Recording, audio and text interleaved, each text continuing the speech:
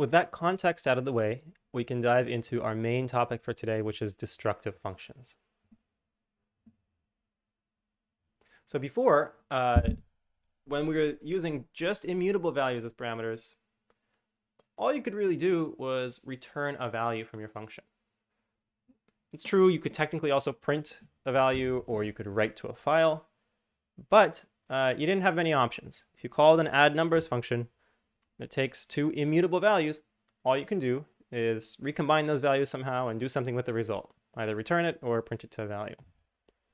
Now that we're dealing with mutable values that are being passed to a function, your function additionally has the option of mutating the given input value. You can make some changes to it. So this is where destructive and non-destructive functions come in. That's what these terms actually refer to. About this decision of what do you do when you're given some mutable value to a function. So a destructive function is a function that mutates any of its mutable parameters. Common examples of this are if you wrote a function that is going to update a value in a dictionary, or you want to remove a value from a list, an item from a list. Non-destructive functions are effectively anything that doesn't fit the destructive criteria. So any function that doesn't mutate its parameters.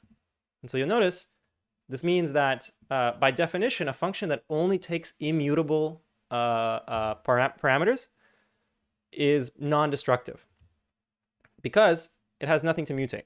So a function can only be destructive if it takes a mutable parameter. This naming might be a little funny to you. Why do we call it destructive? We're not really destroying anything. Well, you kind of are. We say that the function is destructive because you're kind of destroying, or at least changing, the value that the user has given you, or the caller of your function has given you. Let's try to make this concrete by looking at a real-world example. Imagine I have a to-do list with these tasks for the day. I'm going to brush my teeth, clean my room, make my bed, finish homework. I said practice trumpet. For me, it'd be probably practice violin. I've never played trumpet. But let's say I have this list, I've made it, and I've finished the first task, and I give you the list, and I ask you to mark off the first list as completed. So one way you could do this, which is the destructive approach, is you could take a marker, and you could just cross out this first item in the list. Cross it out on the list, and I get the list back. This is destructive because it mutates the original task list that I gave you. You actually take a marker and you write on the list that I handed to you. Another way you could do this is you could first make a copy of the first list, the original. You could cross out the first item on the copy, and then you could return return to me the updated copy, and I of course keep the original. This is non-destructive because the mutable input, so the list that I gave you, is left intact. You didn't do anything to it. You only wrote on the copy that you made. This is non-destructive. Let's see what this looks like in code, what this really means. So, for example, you could write a function to append to a list. A destructive way to append to the list would be to just call items.append new item. So here I have a function called destructive append. It takes in two parameters, items and new item. And as a reminder, these parameters are the names that we will use to access the inputs that the user gives us, which are called arguments down here. So when a user calls, someone calls this function destructive append and passes in numbers, which is a list, and something they want to add, in this case 9, this will mutate the original list. Notice nothing is being returned here, but if I print out numbers at the very end, numbers now has an additional item in it. Let's take a look at that in Python Tutor. We've got our code here. I'll make it a tad bigger. As I step through this, first we create a list here, the numbers 4, 7, and 2 in a list, variable named numbers. And yes, we define our function, sort of a destructive append. then when we call our function, the function call, the very first thing that happens, notice, when we go and execute this line, the call to the destructive append function, this creates a new frame, a local frame, which is kind of like a new page in our notebook of memory, and it writes down, assigns the variable name items, whatever value is passed in first, because items is the first variable, first parameter listed. It assigns it the argument, that is the first argument. So here it's numbers. And remember, I mentioned that for these mutable types, for lists, for dictionaries, because they're kind of more complicated and they're mutable, they're not stored in the frame itself. We have a little arrow that tells us where to find this complicated object in memory. And then the number 9, which is an immutable value, so it's assigned to new item.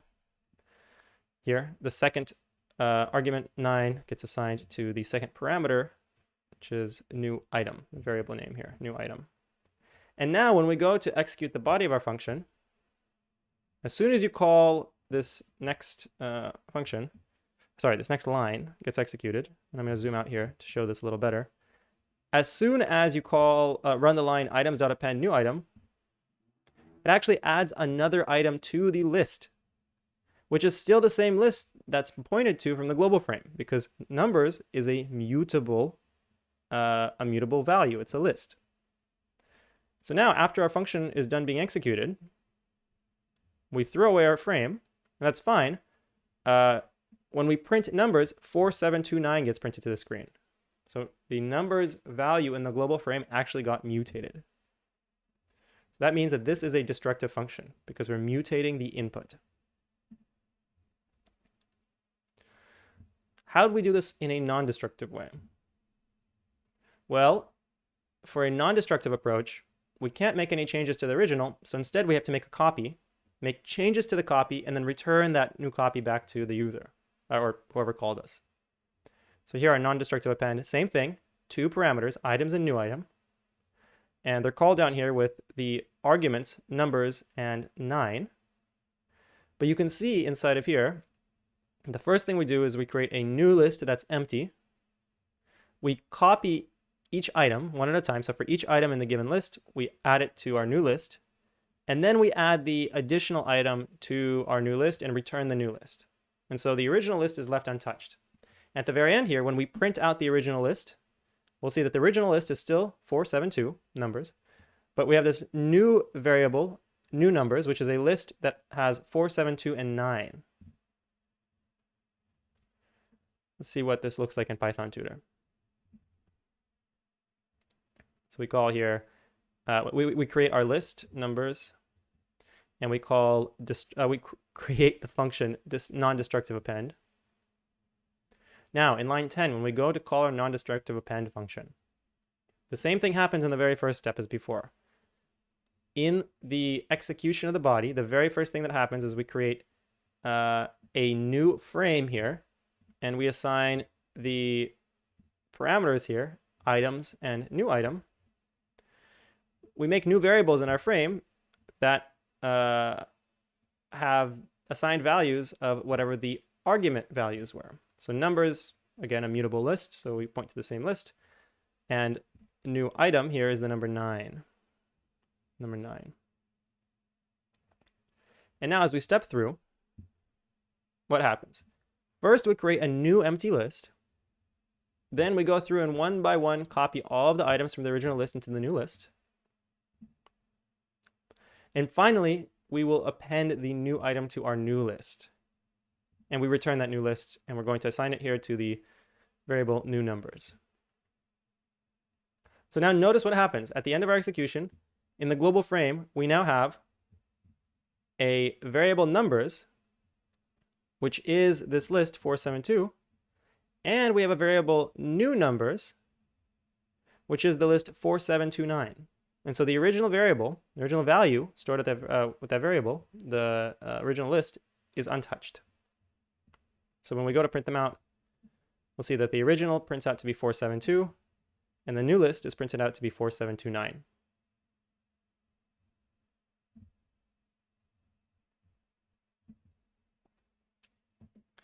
So I want to point out here, notice that oftentimes these destructive functions, they don't need to have a return value.